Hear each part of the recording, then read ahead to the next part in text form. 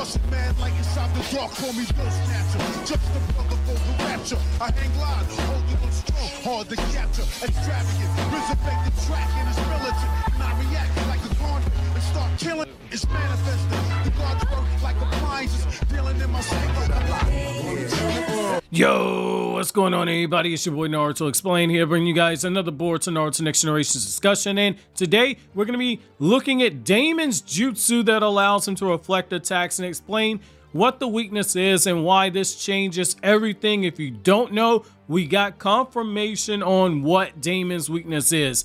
Up until now, we as a fandom did not know what the weakness of Daemon's reflection ability was, whether or not there was more than one weakness, and it was something that the community was extremely worried about because his ability was super overpowered. It was one of the most broken abilities in the entire Naruto franchise. However, one thing that I mentioned whenever we discussed Daemon's ability was that whatever his weakness was, it was going to be something so simple that we were going to go, duh, upon realizing what the weakness is, because Kishimoto as a writer, when it comes to overpowered jutsu, typically has a very simple weakness built in, which goes into the whole concept of a ninja must learn to see past deception. A ninja must learn to find the hidden meaning of the hidden meaning. It's the whole center of Tsunade's training with Sakura for combat, talking about how extremely skilled Jonin and Kage level fighters are able to hide their weaknesses in battle. So take the Kamui Jutsu for an example. Obito was able to make himself intangible for up to 5 minutes at a time, but the trade-off was that he couldn't attack and be intangible at the same time. He needed to stabilize his body so he could attack. It was brilliant but very simple, just like Daemon's jutsu, which is why when you had Minato, he broke down the jutsu after only seeing it a couple times and came to the conclusion that one needs to hit him at the exact moment that he becomes tangible. Kakashi figured out the other weakness that only he himself could exploit because of the shared Kamui dimension.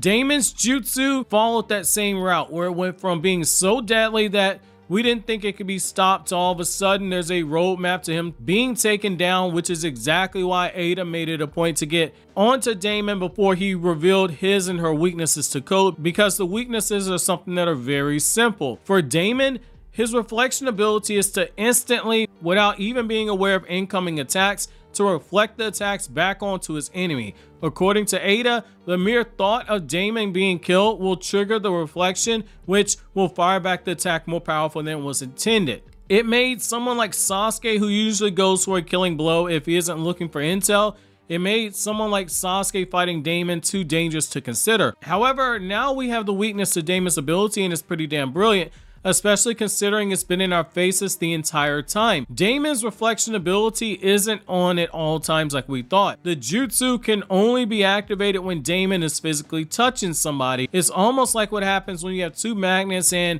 two ends meet each other. They push each other apart.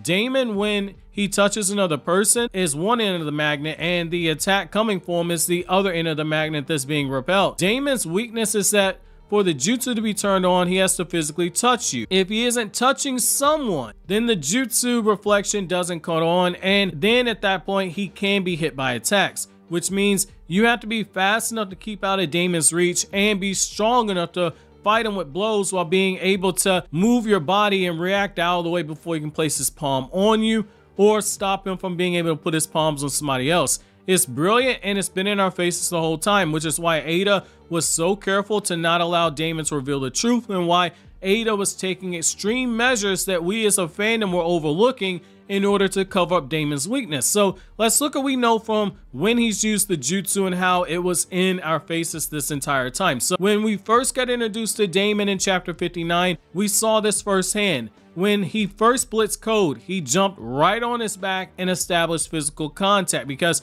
Code at that point in time, he didn't know whether or not he was an ally or an enemy. As soon as he got the chance, he placed his palms directly on Code's back. When Boro's men charged into the hideout, Daemon made sure to keep his palms on Code while he looked over at the men.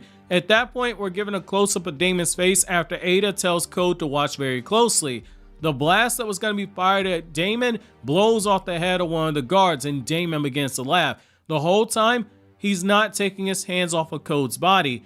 The next man tried to throw the axe, and it ends up splitting his skull. Daemon then jumps off a code and blitzes the next guard. As the guard is landing on the ground, Daemon's leg makes contact with him, which leads to the guard that tried to pull out the sword and cut Daemon. It ends up slicing the man's head off, showing that what Bug said, that Daemon just has to put palms on somebody, and even if it's not that, that means that there's some type of a cooldown period where the jutsu's still running in effect. Now, going back to what we do know, in chapter 60, Daemon is riding on Code again, and then he jumps onto Bug's back, establishing physical contact. When Code tries to test out his powers, he realizes that the claw marks reflect back onto him.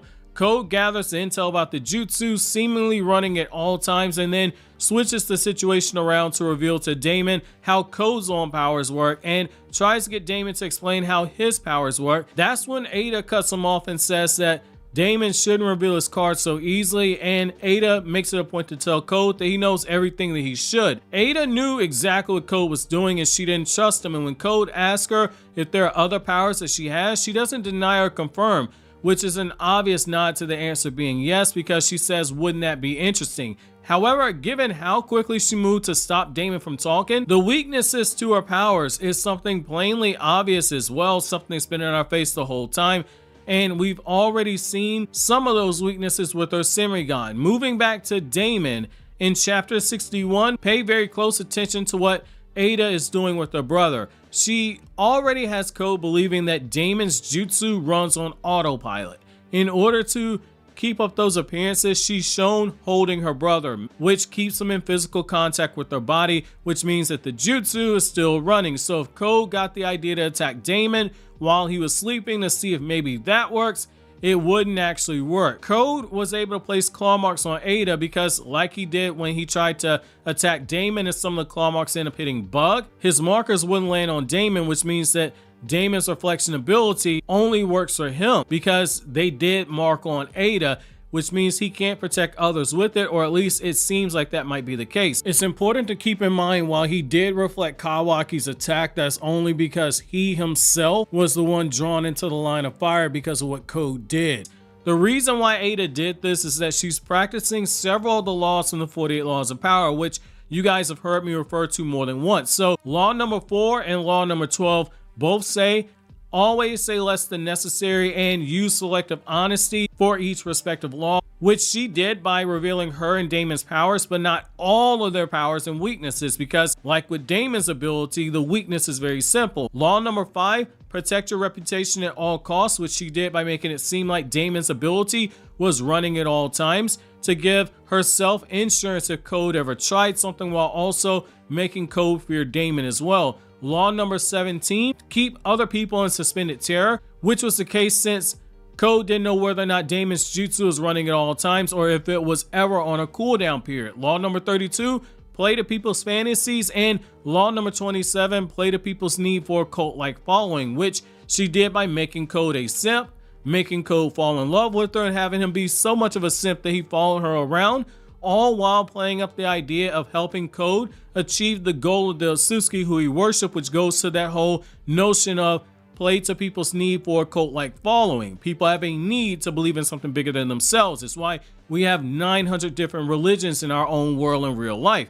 Ada controlled that situation to keep her knight in the best position to be of good defense to her. The queen on the chessboard was Ada. It's why in chapter 67, when Code pulled Daemon through the claw mark, Ada got so pissed off because it represented a potential crack in her plan, which could be why Ada ended up switching sides on Code so quickly and being so aggressive when she switched sides on him. But Code was too desperate to survive Kawaki's attack to notice the whole situation, which is why Daemon's reflection of Kawaki's attack worked so well, because Daemon was still touching Code when it hit. I think that this is really brilliant right here, making the jutsu weakness be right in front of our faces this entire time, but having the jutsu be so over the top that we missed it. It takes Daemon from being too strong for anyone to ever hope to fight him off to being someone you can reasonably hope to defeat now if you have enough power to actually fight him off, which that's a very small number of people, but if you can fight him off, you can actually bring him down. Knowing how his jutsu works is part of the way to fight back, and that information can make someone slightly weaker than him be able to turn the tables if they plan accordingly. like we saw Naruto and Sasuke do once Sasuke broke down the Sukuna Hikona's weaknesses, which led to Jigen powering up so high that none of his weaknesses could be exploited. Daemon right now is strong enough to flex like that, but those with karma are only going to grow stronger and stronger, and knowing how this jutsu works will allow them to combat him and take advantage of that weakness. However, I want to know how you guys feel about this weakness. Was this a good idea for such a simple weakness with such an overpowered ability? Where does this jutsu rank in your opinion in terms of top 10 for the Naruto franchise? While you guys think that over, consider watching these other videos you're seeing on the screen right now.